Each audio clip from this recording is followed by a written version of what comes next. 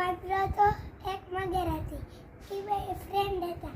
તો એક નદીના કિનારે છે ને એક ઝાડ હતું. તો એ ઝાડ પર જાંબુનું ઝાડ હતું. તો એ છે ને દરરોજ મગર ખાવા આવતો અને વાંદરો છે ને એ જાંબુ એ મગરને દેતો. એક દિવસ મગરને એમ થયું હું મારી મગરી હાટું લઈ જાઉં. તો મગર જઈને પહેલાં પોતાના જાંબુ ખાઈ આવ્યો. પછી વાંદરાને કીધું કે મને પણ થોડાક જાંબુ દે ને, મને મારી મગરી હાટું લઈ જવા છે.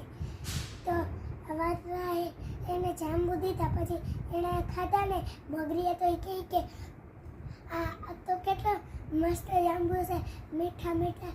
તો આ ખાતો એ છે વાંદરો પણ. તો એનું કાંટું કેટલું મીઠું હશે. તો છે ને મગરીએ કીધું કે જા તું જઈને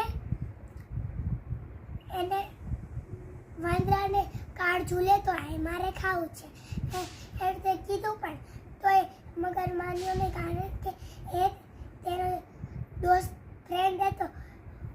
એટલે એણે એવું માન્યું નહીં ને. તો પણ મગરીએ જીદ કરી. તો એટલે એનું મગરીનું માની પણ લેતો આવ્યો. એણે ખોટું બોલ્યું કે ચાલ મારી મગરી તને છે ને જમવા હાટું બોલાવે છે. તો એમ કરીને એ બેઠી ગયો ને. તો પછી એવું કહેતા ભૂલથી છે ને મગરને જતા જતા એમ કહેવાય ગયું કે મારી મગરીને તારું કાળજું ખાવું છે. તો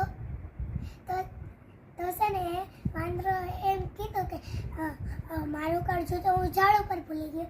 તો પાછો મગર જઈને એની બુદ્ધિ ના વાપરી અને એને ઝાડ ઉપર મૂકવા ગયો. એટલે પછી છે ને એ મગરની પીઠ પર બેઠો હતો. જલ્દીથી એને છલાંગ ભરી પછી ઉપર ચડી ગયો. પછી એણે કીધું મૂર્ખ મગર, કોઈ કાળજું ઝાડ ઉપર મૂકતું હશે?